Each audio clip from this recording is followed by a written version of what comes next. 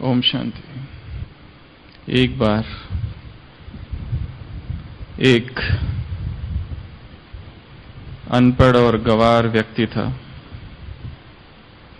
जिसके पास एक गधा था।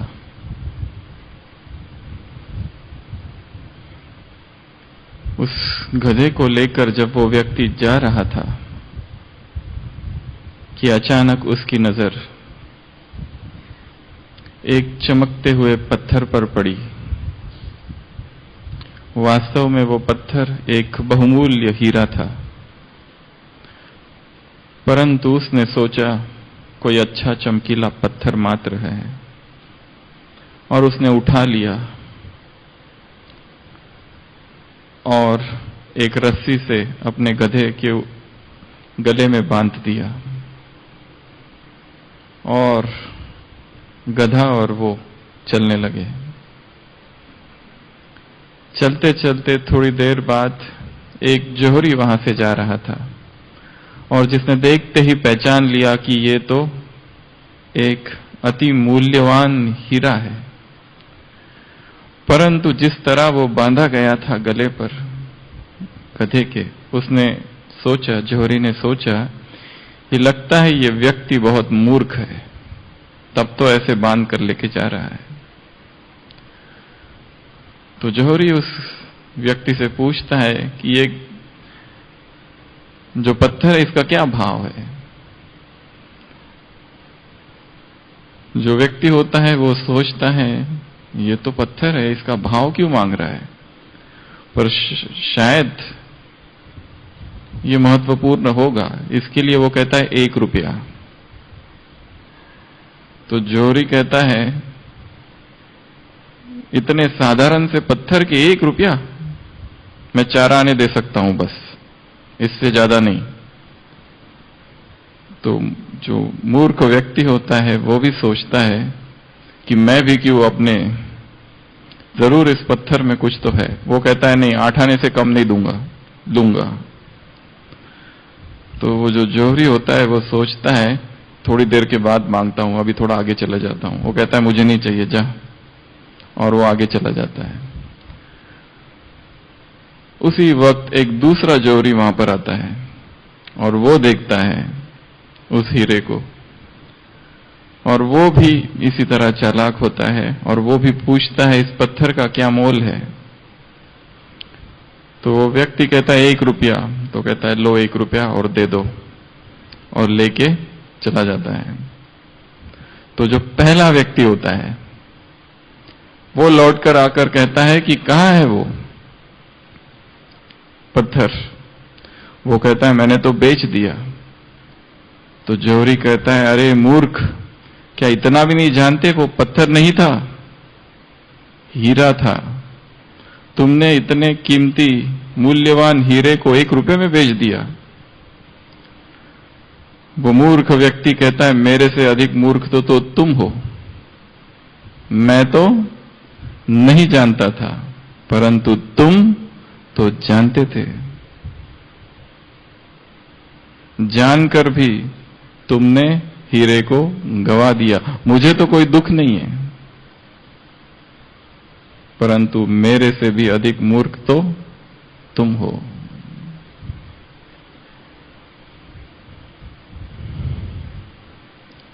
हमारे हाथ में भी ऐसे कितने ही बहुमूल्य हीरे हैं। एक एक महावाक्य हीरा है, लाखों का है। एक एक श्रीमत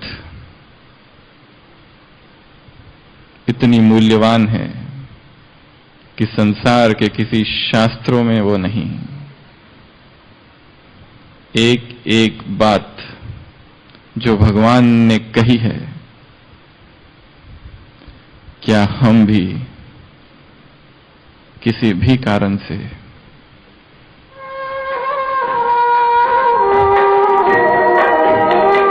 योगी बनो, ज्ञानी बनो, योगी जीवन है प्यारा। है संयम, सेल्फ कंट्रोल, सेल्फ रिस्ट्रेंड, आत्म निरंतरण। तो यह जो आत्म नियंत्रण है, controlling power of the mind, और साथ ही साथ रूलिंग पावर, इसकी हम आज चर्चा करेंगे। अरेबियन नाइट्स में दिखाते हैं अलादीन, एक अफ्रीकी जादूगर आता है भेष बदलकर और उसको उस गुफा में भेजता है, क्योंकि केवल अलादीन ही वो चिराग ले सकता था। परंतु अलादीन बच जाता है। कहानी सभी को पता है। वो चिराग, ये संयम की यदि शक्ति है, और इस चिराग को घिसना अर्थात इस संयम को कार्य में लगाना, तो एक जिन प्रकट होगा, और वो जो जिन है रूलिंग पावर का, जिससे हम शासन कर सकेंगे स्व पर, स्वयं के संस्कारों पर, मन पर, बुद्धि पर, प्रकृति पर, माया पर, और भविष्य में संपूर्ण विश्व पर। तो मूल आधार वह चिराग है। इससे पहले कि हम ये देखें कि मन को नियंत्रण में कैसे लाए, इस मन को थोड़ा समझना होगा। चंचलम ही मनम कृष्ण, गीता में अर्जुन पूछता है, हे कृष्ण मैं क्या करूं? मन तो इतना चंचल है, जैसे ये वायु है। वायु को वश में किया जा सकता है, परंतु मन को वश में करना बहुत मुश्किल है। कैसे मैं इस मन को वश में करूं? द्वापर से अब तक योगी, तपस्वी, महात्मा, त्यागी, सन्यासी, उदासी, हर धर्म के साधक, सभी ने इस मन को साधने का प्रयत्न किया है, परंतु मन बार बार धोखा देता है। इस मन को ही समझने का प्रयत्न किया है साइकोलॉजिस्ट, मनोविश्लेषक, मनोवैज्ञानिक, सारा आधार उनका मन है। How the mind works. Swami Vivekananda ने कहीं बहुत सुंदर उपमा की है कि मनुष्य का मन बंदर की तरह है। बंदर अर्थात पहले से ही चंचल है, कभी एक जगह नहीं टिकता। ऐसे बंदर को एक बिच्छू ने काट दिया, और फिर किसी ने आकर इस बंदर को शराब पिला दी, और फिर एक भूत प्रेत आत्मा उसमें प्रवेश कर गई। ये है मनुष्य का मन। अब कैसे वश में करोगे इसको? विकारों के बिच्छू ने उसे काटा है। इच्छाओं की शराब, विकर्मों का वो प्रेतात्मा जैसे उसमें प्रवेश है। How difficult it is to control the mind. असंख्य उपमाएं संसार में दी गई है, असंख्य उपाय भी बताए गए हैं कि कैसे इस मन को वश में किया जाए, कैसे मन को जीत लिया जाए, नियंत्रण में लाया जाए, अंकुश लगाया जाए इसकी बहिर्गामी बहिर्मुखी प्रवृत्तियों को।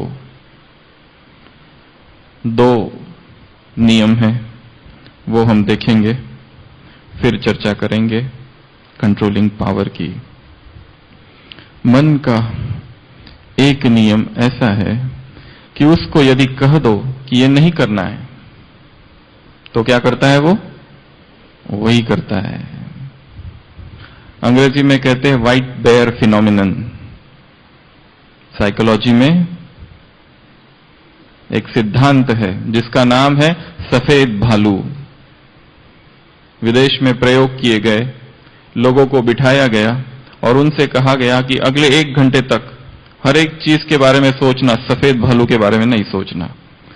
उन लोगों ने कहा सफेद भालू, हमने तो भालू ही नहीं देखा कभी जीवन में, खाली चित्र देखा है और भालू हमेशा काला दिखाया है।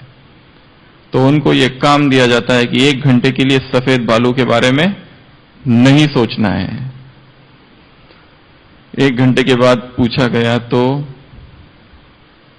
हर एक के मन में भालू ही कूद रहा था तब तक। जो मन को कहो कि ये नहीं करना है, वही वो करता है। सिगमंड फ्राइड हुआ है पाश्चात्य जगत में फादर ऑफ साइको एनालिसिस। उसके जीवन में उल्लेख है, वो और उसकी पत्नी एक बार छोटे बच्चे के साथ बगीचे में जाते हैं। दिन भर घूमते हैं, शाम होती है, जब घर जाने का समय आता है तो पाते हैं बच्चा है ही नहीं। सब जगह ढूंढते हैं, बच्चा नहीं मिलता है। सिगमंड फ्राइड अपनी पत्नी से कहता है, क्या तुमने उसे कहीं पर न जाने के लिए कहा था? वो कहती है हां, वो फव्वारे के पास उसको नहीं जाने के लिए कहा था। सिगमंड फ्राइड कहता है वहीं होगा वो, जाओ और उसे ले आओ। तो वो जाती है तो बच्चा बैठा रहता है पानी में पैर डालते हुए, और उसे वो लेके आती है। तो उसकी पत्नी उससे पूछती है तुमने ये कैसे जाना? वो कहता है कि 30 साल से मैं मनुष्य के मन का ही तो अध्ययन कर रहा हूं, सारी उम्र इसी में तो गई है। यही तो मनुष्य के मन की प्रवृत्ति है, जो उसे कहो नहीं तो बस वही क्या है, वही उत्सुकता, वही उत्कंठा जागृत होती है। सीधा यदि कह दिया जाए तो काम महाशत्रु है। उत्कंठा जागती है क्या है।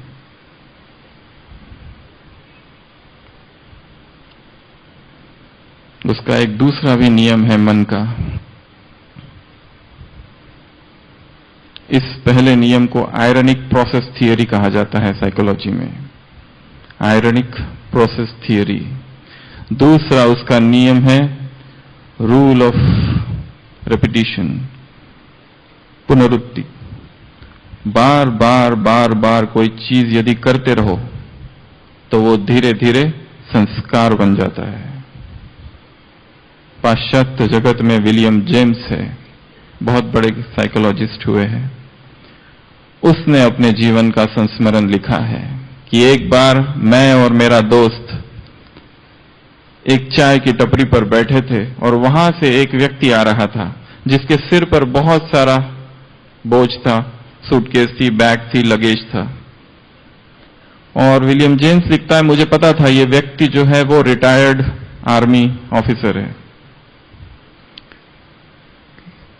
30-40 साल तक उसने आर्मी में काम किया है। तो वो बड़ी मुश्किल से उस वजन को ढोता हुआ वहां से आता है। ये दोनों मित्र जवान थे, बैठे थे वहां पर। विलियम जेम्स ने कहा कि जोर से वो चिल्लाता है अटेंशन। उस व्यक्ति को नहीं कहा, ऐसे ही चिल्लाया। जो व्यक्ति उधर से आ रहा था जिसके सिर पर बहुत सारा सामान था, वो एकदम से अटेंशन हो जाता है, सारा सामान गिर जाता है। तो उसे गुस्सा आता है और वो उस विलियम जेम्स के पास आकर कहता है क्या ये अटेंशन तुमने कहा? तो वो विलियम जेम्स कहता है हां, क्या इस देश में अटेंशन कहना पाप है या गुनाह है? वो कहता है नहीं, मेरा सारा सामान गिर गया।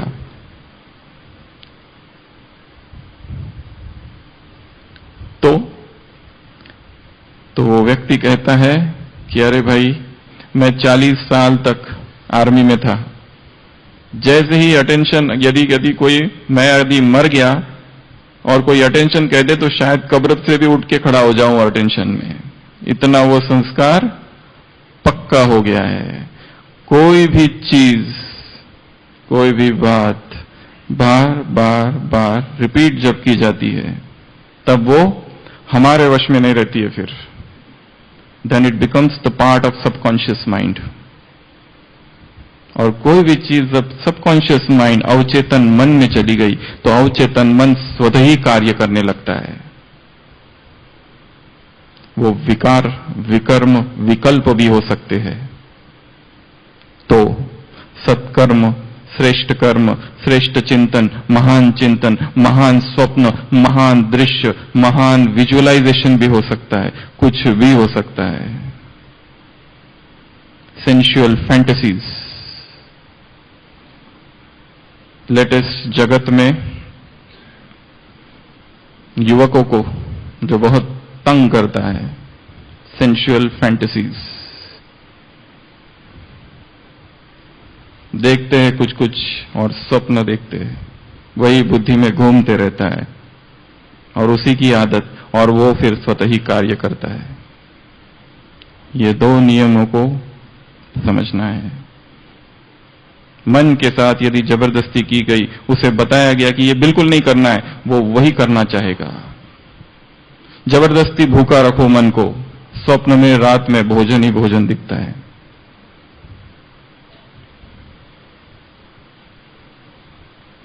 किसी भी तरह की जबरदस्ती इस मन के साथ उपद्रव को जन्म देगी। तो कंट्रोलिंग पावर जैसे कि एक चिराग है, इस चिराग को घिसो, नियंत्रण की शक्ति। तो ये घिसना अर्थात कार्य में लगाना। तो आज की क्लास में हम ऐसी 10 बातें देखेंगे जिन्हें हमें कंट्रोल करना है, अपने वश में लाना है। और यदि हमने ये 10 बातों को अपने वश में कर लिया तो संपूर्णता की जो मंजिल है वो बहुत करीब हो जाएगी। उसमें कुछ इंद्रिय है, कुछ वस्तुएं हैं, कुछ और बातें हैं। ये चिराग जो है संयम का हर एक के पास है, हर एक के पास श्रेष्ठ शक्ति बाबा ने दी हुई है। केवल इसे घिसने की आवश्यकता है तो ही वो जिन प्रकट होगा, रूल करने का, शासन करने का। तो ऐसी वो कौन कौन सी बातें हैं जिन्हें हमें कंट्रोल करना है, वश करना है। स्थूल से चालू करेंगे, कुछ स्थूल, कुछ सूक्ष्म, कोई अति सूक्ष्म, कोई अति स्थूल, सारी चीजें उसमें आएगी। सबसे पहला आंख। सबसे पहली आंख। अभी अभी मुरली चली थी त्याग पर, पिछले संडे सुनिए सभी ने। शेर आया, बिल्ली आई, कुत्ता आया, एक एक कर्मेंद्रिया जाल है, रूहानी बेहोशी, बेअर्थ की बातें करते रहते हैं। फिर है छोटी सी परंतु जाल है बहुत बड़ा। ये आंखें है बहुत छोटी, पर जो कि एक बार देख लिया कुछ तो उसका इंप्रेशन गहरे तक पड़ जाता है। और यदि जो देखी हुई चीज है वो चलती फिरती है, उसमें आवाज है, ध्वनि है, 3 डायमेंशन वाली है, फिर तो मुश्किल है भूलना। यदि किसी को कहो कि ये किताब तुमने 10 साल पहले पढ़ी थी, क्या है उसमें, उसे याद नहीं है। परंतु यदि उसे कहो कि ये मूवी जो तुमने 10 साल पहले देखी थी, उसको डायलॉग भी याद है। क्यों? क्यों? बहुत सारी चीजें सुनाई भी दे रहा है, वो चल भी रहे हैं, सब कुछ हो रहा है। तो माइंड ने उसको पूरा के पूरा प्रिंट कर लिया है अवचेतन मन पर। सबकॉन्शियस का जो बेड है अवचेतन का, अंतर मन में छप चुका है वो। एक है कॉन्शियस माइंड, एक है सबकॉन्शियस माइंड, बीच में एक बैरियर है प्री कॉन्शियस। यहां से वहां जाना बड़ा मुश्किल है, परंतु एक बार चला जाए तो वो परमानेंट है। और ये जो बैरियर है बीच का, 2 समय खुलता है, उठते ही सुबह 5 मिनट, 5-10 मिनट, और रात को सोते समय। तो सबसे बेस्ट टाइमिंग जो है स्वयं को संकल्प देने का, ऑटो सजेशन, हिप्नोसिस, सुबह का उठते ही पहला संकल्प, जैसा होगा उसी अनुसार सारी दिनचर्या होगी। रात को सोते समय किन संकल्पों के साथ सो रहे, दुख के, निराशा के, परमात्मा प्रेम के, किन संकल्पों, विकारों के, आसक्ति के, लगाव के, दैहिक आकर्षण के, आसक्ति, घृणा के, नफरत के, किन संकल्पों के साथ? वह संकल्प सीधा, क्योंकि हम सो रहे हैं, सोते सोते वो संकल्प कर रहे हैं और धीरे धीरे धीरे वो संकल्प अंदर चला जाता है। इसलिए सबसे बेस्ट टाइम योग करने का जो है वो है खटिया पे लेटने के बाद। उसके पहले बाबा को याद करना वो दूसरी बात, परंतु एक बार लेट गए तब ये संकल्प करना कि मैं आत्मा हूं। उस योग की अवस्था में जरूरत पड़े तो कमेंट्री सुनते सुनते सो जाना, ताकि वो कमेंट्री सीधा सबकॉन्शियस, क्योंकि सबकॉन्शियस तक पहुंचना इतना आसान नहीं है। दिन भर में कितना भी समझाओ उसको, ऐसा नहीं करना चाहिए, नहीं करना चाहिए, नहीं करना चाहिए, परंतु कॉन्शियस माइंड इतना एक्टिव होता है कि कोई भी संकल्प वहां तक पहुंचने नहीं देता है। और सुबह के समय ये बैरियर थोड़ा हल्का या कम होता है।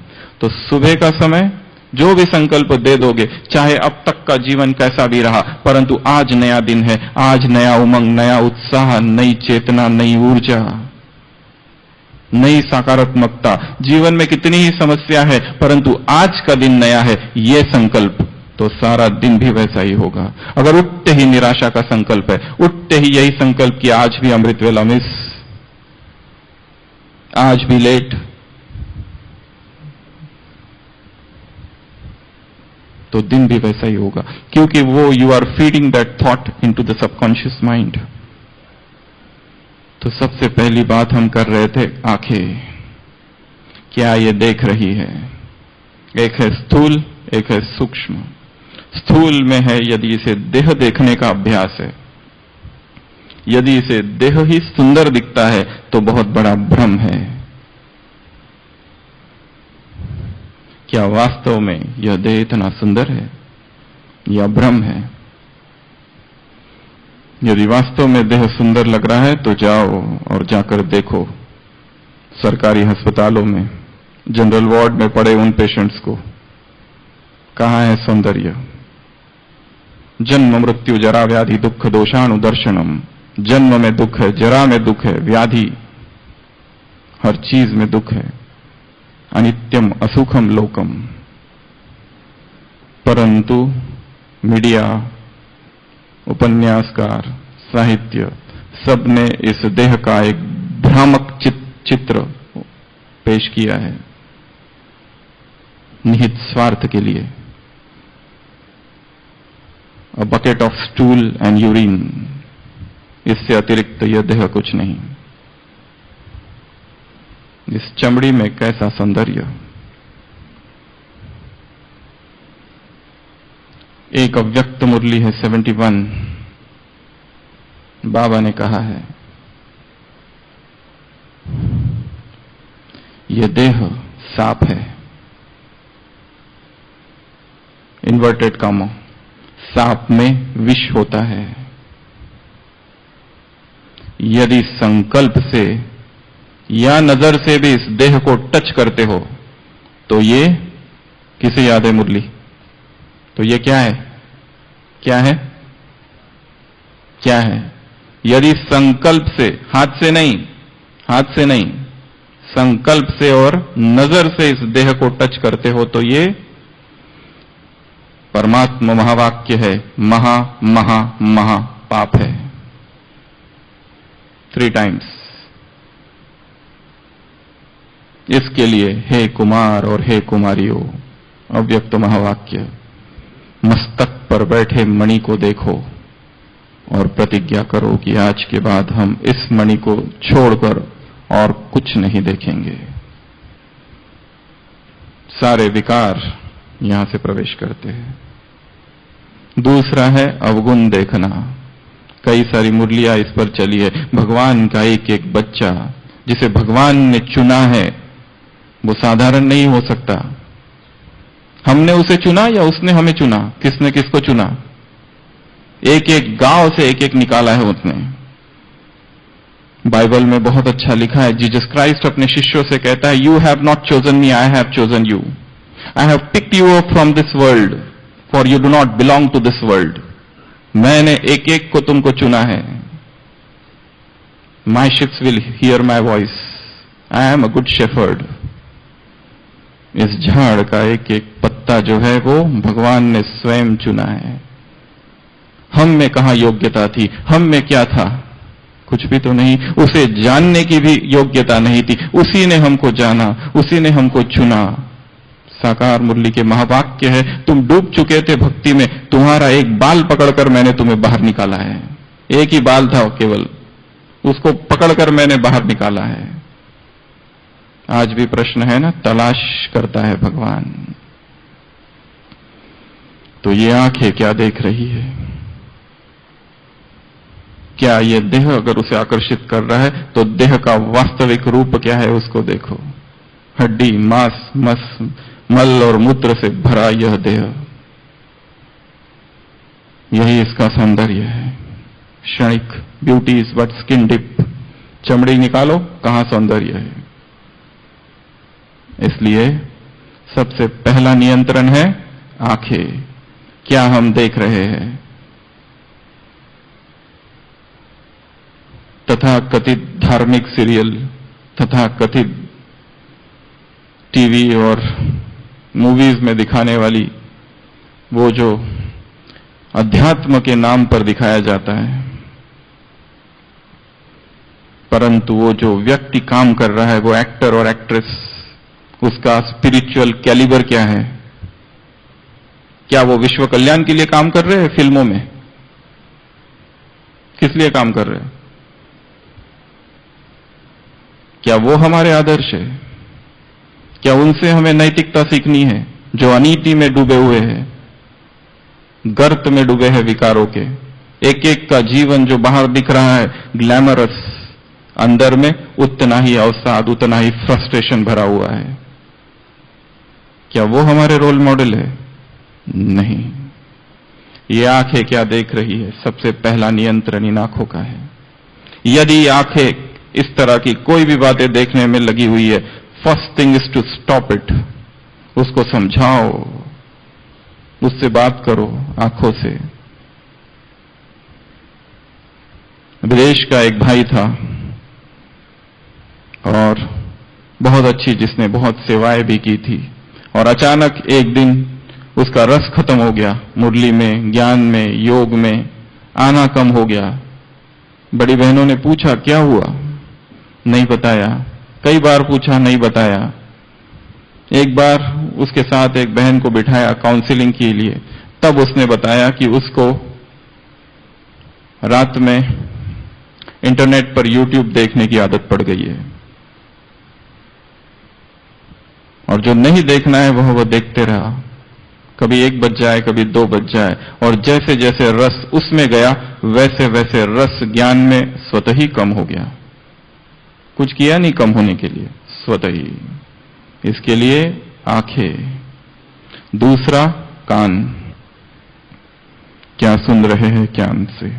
किसी की निंदा, किसी की ग्लानि, किसी का अपमान, क्या सुनने से मजा आता है?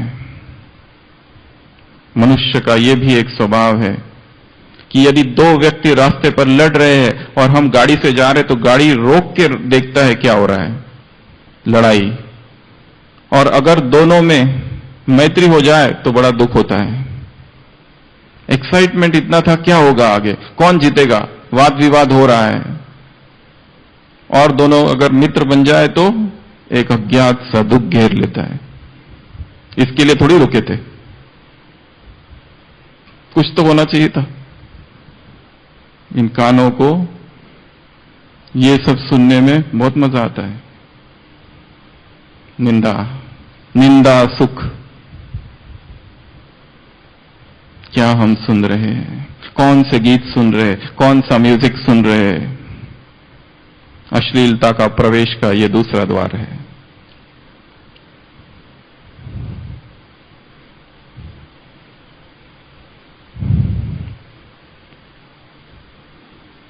आंखें तुमको मिली है ताकि बाप को देखो, अव्यक्त महावाक्य है। कान तुमको मिले हैं क्योंकि ताकि उसके महावाक्य सुनो, और कोई कार्य नहीं है इन दोनों का।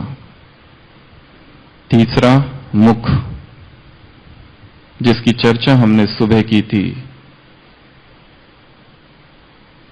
चौथी टांग भागती है, कुछ ना कुछ उसे बोलना ही है, न बोले तो बेचैनी होती है।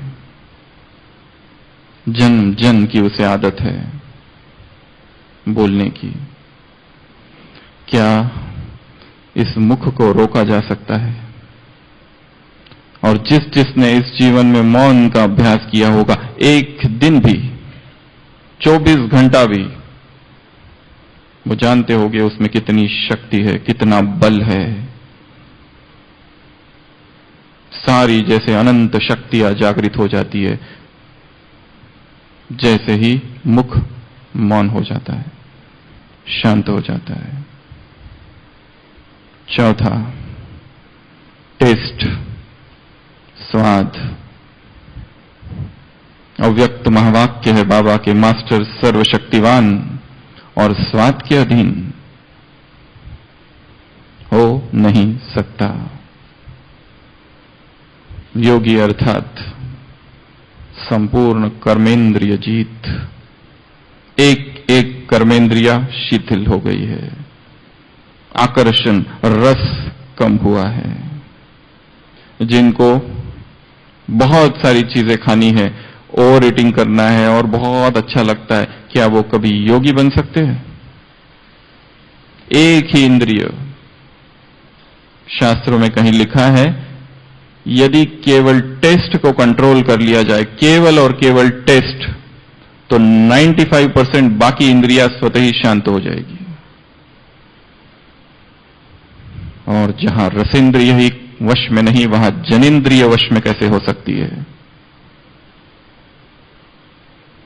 तो चेक करना है स्वयं के टेस्ट को, स्वयं के स्वाद को।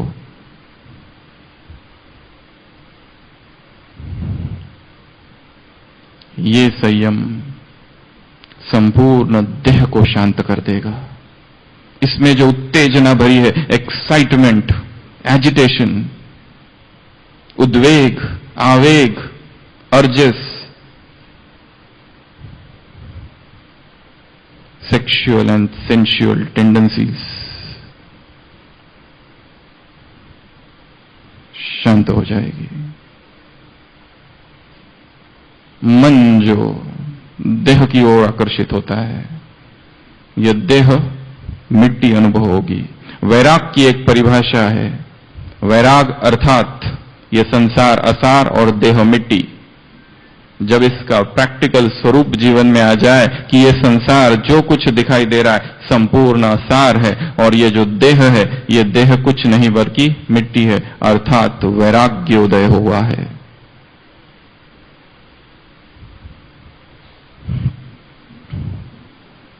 अगला, यदि हम अनियंत्रित है, योगी जीवन में सुबह भी कहा था, भोजन और नींद, दो चीजों को कंट्रोल करना है। अगला है स्लीप, नींद। कितना हम सो रहे हैं, कैसी हमारी निद्रा है, हर एक की अलग अलग हो सकती है अपने शरीर की प्रकृति अनुसार। परंतु एक नियम नींद का ऐसे भी है, उसको जितना बढ़ाना चाहो वो बढ़ सकती है, जितनी कम करनी चाहो कम की जा सकती है। इस देश के प्रधानमंत्री कितना घंटे सोते हैं? 4। कैसे? इस शरीर को हम जैसा चलाना चाहे वैसा हम चला सकते हैं। देह के दास से देह के मालिक बन गए। लास्ट संडे के मुरली के महावाक्य, देह के दास से तुम अब देह के मालिक बन चुके हो। मैं आत्मा इस देह की मालिक हूं, यह समान है।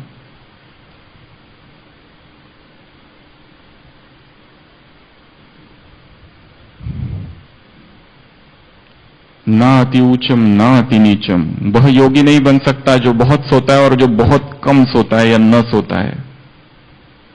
अति सर्वत्र वर्जते। स्वयं निर्धारण करना है कि मुझे कितना सोना है। जिनकी नींद कम होती है वो फिर अपनी नींद को अमृतवेला, मुरली क्लास या ज्ञान योग की क्लास में पूरी करते हैं। सार्वजनिक समस्याएं नींद की, भयंकर नींद, मुरली चालू होते ही नींद का प्रकोप। एक भाई ने हमको अपनी डायरी दिखाई थी जिसमें मुरली लिखते हैं, तो वो गोल गोल गोल गोल गोल गोल था पूरा। हमने कहा ये क्या है? उसने कहा ये नींद थी इतनी भयंकर कि पॉइंट्स तो लिखी पर बाद में देख रहा हूं तो ये तो गोल गोल गोल गोल है, केवल क्या लिखा वही पता नहीं। इतना भयंकर प्रकोप। खुद को स्टडी करना है, खुद को देखना है मुझे कितनी नींद चाहिए। हठयोग नहीं करना है कि बस 2 बजे उठ गए और सारे दिन भर सोते रहो। लोग मधुबन में आते इतना उमंग उत्साह 2 बजे उठ जाते हैं और फिर नींद करते रहते योग में। हमारे पास एक डॉक्टर थी, तो वो आई, अभी कहीं बाहर है, आई बाबा की कुटिया में बैठी सुबह 2 बजे, 15 मिनट योग किया और फिर नींद चालू हो गई जबरदस्त। और एकदम से आंख खुली 4 बजे, तो देखा वो अकेली है कुटिया में और पीछे कुछ लोग बैठे हैं। और फिर डर लगा कि ये लोग क्या सोच रहे होंगे, ये सो रही है। पीछे मुड़ के देखा 5 माताएं सारी सो रही थी, तो एकदम निश्चिंत होकर वो भी सोने लगी। ऐसा भयंकर प्रकोप नींद का। मनोहर इंदिरा दादी एक बार मेडिटेशन हॉल में क्लास करा रही थी, मुरली क्लास, तो माताएं सामने थी, इतनी नींद आ रही थी, दादी ने कहा सब उठो और पीछे जाके खड़ी हो जाओ। परंतु माताएं ऐसी महारथी थी नींद में कि खड़े खड़े सोना चालू कर दिया। तो यदि हमें नींद आ रही है तो सीरियसली थिंक करना है, क्यों, क्या मेरी नींद कम हो रही है, क्या हो रहा है? अपनी नींद को पूरा करना है और नींद का स्टडी करना है। नींद का लिटरेचर, साहित्य, क्लासेस सब पढ़ो। REM sleep, non REM sleep, क्या होता है ये सारा, philosophy of sleep, physiology of sleep, जो चीज में हमारी कमी है उसकी स्टडी करनी है। तो स्लीप। अगला,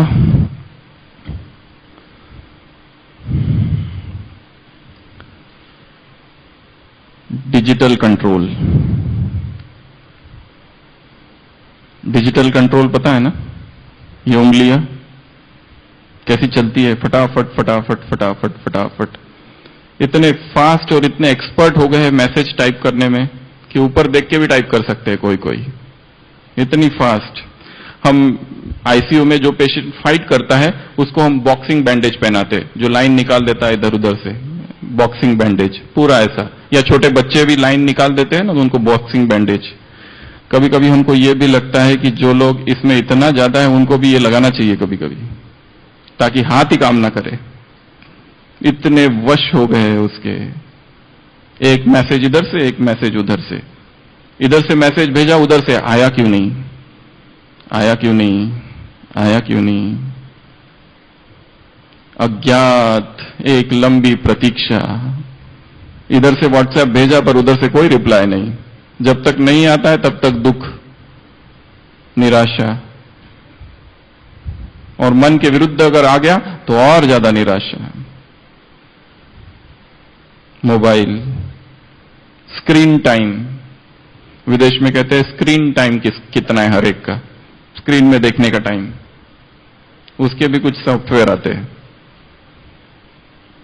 तो सुबह कहानी सुनाई थी स्वप्न वाली, क्या कर दिया उसके भाई ने, चारों ही टांगे काट दी, फिर अच्छे से नींद आई। विकारों की प्रवेशता, छोटे छोटे बच्चे गेम्स खेलते रहते हैं। आतंकवादियों के इंटरव्यू लिए गए, उनको पूछा गया बचपन में कौन से गेम अच्छे लगते थे, वीडियो गेम्स। इधर से गाड़ी आई, उधर से गाड़ी आई, इधर एक्सीडेंट, उधर मारा, इधर गिरा। स्टडी है ये साइकोलॉजी में। वीडियो गेम्स कौन से अच्छे लगते थे, मारने वाले, बंदूक वाले, ये सारे गेम्स अच्छे लगते थे। क्या हम कर रहे हैं इसके साथ? बहुत श्रेष्ठ साधन है सेवा का, परंतु विनाश का भी कारण हो सकता है। जब रावण ने देखा कि ये ब्राह्मण लोग सिनेमा हॉल में नहीं जाते तो उसने चाल चली अपनी। कौन सी? टीवी लाके रखा हर एक के घर में, और जब देखा कि टीवी भी ये लोग नहीं देखते हैं ब्राह्मण, तो उसके ऊपर की सुपर चाल चली, फिर हर एक के जेब में आ गया। अब बचो, कैसे बचते हो? तो कितना हम प्रयोग कर रहे हैं। डिजिटल डिटॉक्स की आवश्यकता है। क्लासेस सुनते ही तुरंत फॉरवर्ड, बहुत अच्छी क्लास है, सुनना। तुमने सुनी क्या? वो कहते हैं सेवा। बस फॉरवर्ड फॉरवर्ड फॉरवर्ड, और जिसके पास फॉरवर्ड वो तीसरे को फॉरवर्ड। इसी में ही समय जा रहा है, सुन कोई नहीं रहा है। हां, लिखेंगे बहुत अच्छी है, जरूर सुनना। इतने डूब गए हैं डिजिटल वर्ल्ड में, व्हाट्सएप में, फेसबुक में, सोशल मीडिया में। क्या ये अंतर्मुखता की साधना है? डिजिटल। अगला,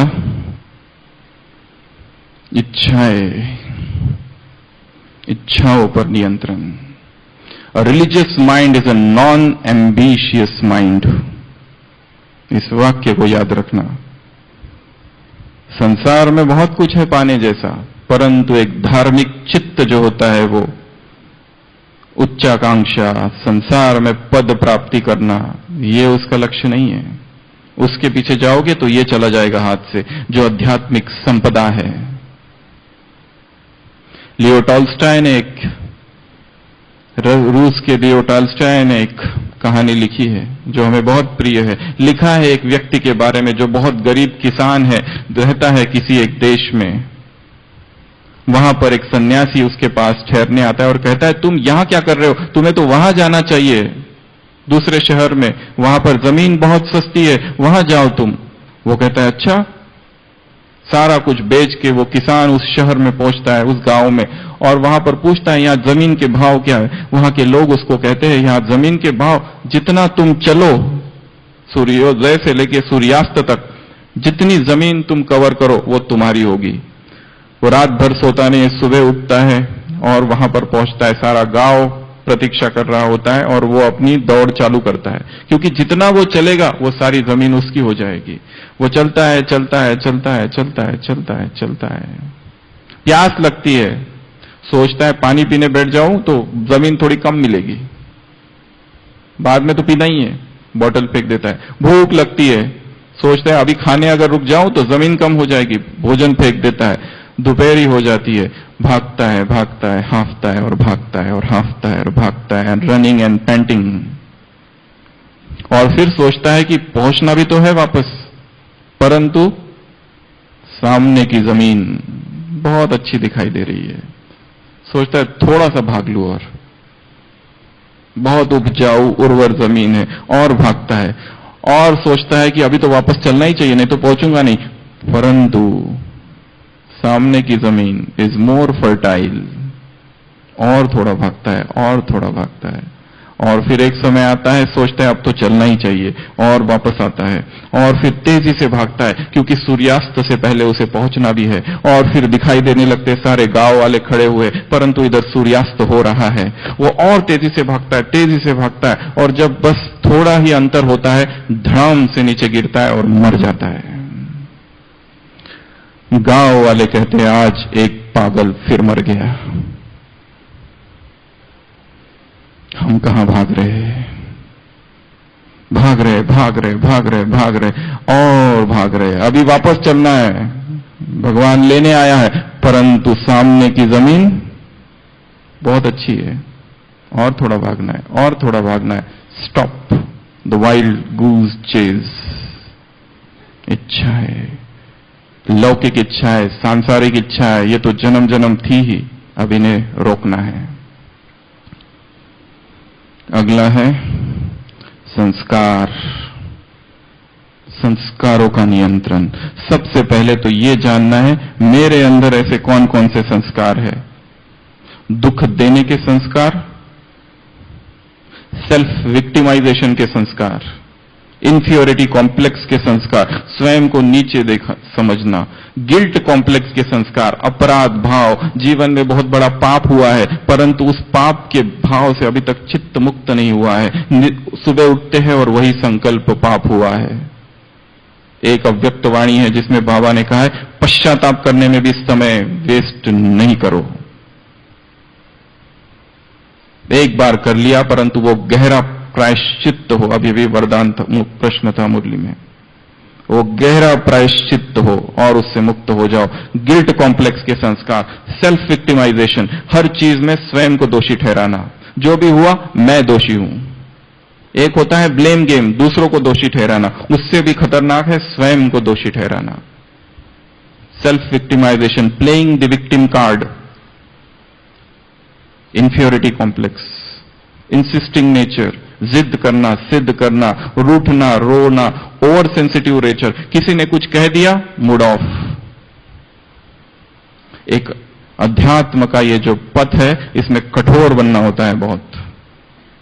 the path is narrow, Jesus Christ ने कहा है ये पकदंडी है, एकांगी, अकेले को चलना है। यहां पर कमजोर बनकर नहीं चलेगा, सब कुछ सहन करना है। यहां तो कांटों का जंगल है, सुबह से लेके शाम तक कम से कम 10 कांटे तो रोज चुभने हैं। और ये ब्राह्मण परिवार यदि एग्जामिनेशन हॉल है तो एक एक ब्राह्मण आत्मा पेपर है, इसको भी नहीं भूलना है। ब्राह्मण आत्माओं के पेपर बाहर वालों से नहीं आएंगे, कहां से आएंगे? यहीं से। ब्राह्मणों का हिसाब किताब, अव्यक्त महावाक्य, ब्राह्मणों द्वारा ही चुक्त होना है। स्वयं के संस्कारों को स्टडी करना है, उनको वश में लाना है और उनको कार्य में लगाना है, फिर उस प्रोग्राम को, उस प्लानिंग को, तो वो जिन प्रकट होगा रूलिंग पावर का। अगला है थॉट्स, फीलिंग्स, इमोशंस। संकल्प, भाव और भावनाएं ये उससे भी अधिक सूक्ष्म है। अपने विचारों को, अपने संकल्प को वश में करना। और सुबह जैसे कहा वो वश में तभी हो सकते हैं जब श्रेष्ठ हो, महान हो। यदि वो नीच है, छोटे है, सबसे ज्यादा स्पीड जो होती है वो है विकारों के, संकल्पों की, और उसमें भी सबसे अधिक स्पीड है काम विकार की। आवेश है, ऐसा आवेश, ऐसा उद्वेग, ऐसी एक्साइटमेंट कि व्यक्ति कितना भी ज्ञान योग करता है परंतु जैसे विकारों का संकल्प आता है सारे ज्ञान योग के गांव जो बसाए थे उस सुनामी में कहां ढह जाते हैं पता नहीं चलता। वेस्ट उससे भी ज्यादा, उससे थोड़ी कम है निगेटिव की, उससे थोड़ी कम है वेस्ट की। ये सारे संकल्प हैं, इनकी स्पीड बहुत ज्यादा है और सबसे कम स्पीड है स्वमान के संकल्प की, परमात्मा प्रेम के संकल्प की, महान संकल्प की। इसके लिए संकल्पों का खजाना जमा करना है। हर एक मुरली से कुछ वाक्य निकाल लेने हैं और जिनको याद करके रखना है ताकि परिस्थितियों में वो शक्ति रूप धारण करे। ऐसे महावाक्य, क्योंकि जैसे कहा हीरा है, खजाने हैं, एक एक महावाक्य बड़ी बड़ी आपदाओं से हमारी रक्षा करेगा, सुरक्षा कवच है ब्राह्मणों का। तो संकल्प, भाव और भावनाएं कितने हुए? 9। अगला है परचेसिंग। परचेसिंग, वस्तुएं खरीदना, संग्रह करना, जमा करना, इस पर कंट्रोल। इतनी वस्तुएं जमा करने की आदत है कि जो हमारे कभी काम नहीं आएगी फिर भी जमा करके रखिए, फिर भी खरीद के रखिए। सोक्रेटिस के जीवन में उल्लेख है, सुकरात यूनान का दार्शनिक, कि वो रोज सुबह सुबह मार्केट जाता था और पूरा मार्केट घूम के आता था। लोग उसको कहते थे तुम हो फकीर, तुम्हारे पास कुछ भी नहीं है, फिर तुम मार्केट किस लिए जाते हो, खरीदते तो कुछ नहीं हो। उसने कहा मैं ये देखने जाता हूं कि संसार में कितनी सारी वस्तुएं हैं कि जिनके बिना मैं इतना सुखी हूं, ये देखने के लिए। और हम जाते हैं, कुछ लेना नहीं है परंतु गए और पूरी 2-3 थैली भर के लेके आए। देखकर संकल्प आता है, ये भी चाहिए, वो भी चाहिए, ये भी चाहिए, वो भी चाहिए, ये भी चाहिए, ये भी चाहिए। वस्तुओं का संग्रह करना, चाहे मांगना, चाहे खरीदना, चाहे कहीं से लेना। इन आंखों से जो कुछ दिखाई देता है, आंखों सहित अव्यक्त महावाक्य, सब कुछ गारत हो जाएगा, विनाश हो जाएगा।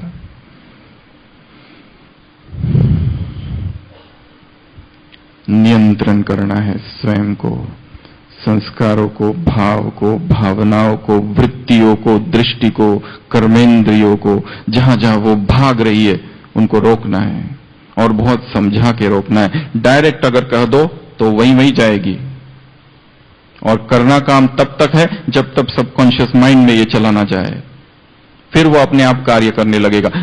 इन सारी आदतों से, इन सारी वृत्तियों से मुक्त होने के लिए कुछ नई आदतें, नए संस्कार धारण करने पड़ेंगे, और उन संस्कारों को सबकॉन्शियस माइंड में जाते हुए देखना है। रोज अपना एक विजन बनाए, विजुअलाइज करना कि मैं क्या बनना चाहता हूं। एक ऐसा व्यक्ति कि जो नियमित अमृत वेला करे, जो संपूर्ण मुरली का अध्ययन करे, संपूर्ण ब्रह्मचारी हो, ब्रह्मचर्य संपूर्ण अखंडित, किसी भी कारण ब्रह्मचर्य जिसका खंडन ना हो, ऐसा तेजस्वी तपस्वी जीवन मुझे अपना बनाना है। ऐसा एक विजन, उस विजन में कलराइजेशन, पिक्चराइजेशन, विजुअलाइजेशन रोज करना है, ताकि ये जो पुराना है, ये जो नीचे का है, ये सब नष्ट हो जाएगा। जैसे इंक की बोतल होती है, अगर वो इंक खत्म हो गई है और हमें उसे धोना है तो हम क्या करते हैं, नल के नीचे रखते हैं, और जैसे ही नल चालू होता है उसमें से पहले गंदा पानी आता है, इंक वाला। परंतु डरना नहीं है, जैसे ही ये करना चालू करे, ये क्या निकलना चालू हो गया। जो भी इस पुरुषार्थ को करेगा, बहुत सारा अंदर से बाहर आएगा, परंतु पानी जारी रखना, शुद्ध संकल्प, श्रेष्ठ संकल्प, महान संकल्प, श्रेष्ठ जीवन, वो धारा बहती रहे तो एक दिन शुद्ध पानी आएगा। तो समय पूरा हो रहा है, इस चिराग को घिसना अर्थात कार्य में लगाना, तो वो जिन प्रकट होगा शासन करने का, हम स्वयं पर, विश्व पर शासन कर सकेंगे। ओम शांति।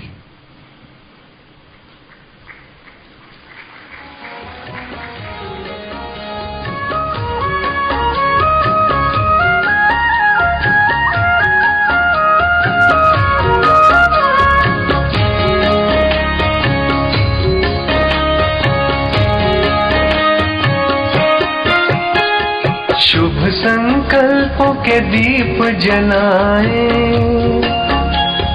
अपने अपने मन में। शुभ संकल्पों के दीप जलाएं अपने अपने मन में। जग उजियारा होगा प्रेम से, सुख ही सुख कण कण में। शुभ संकल्प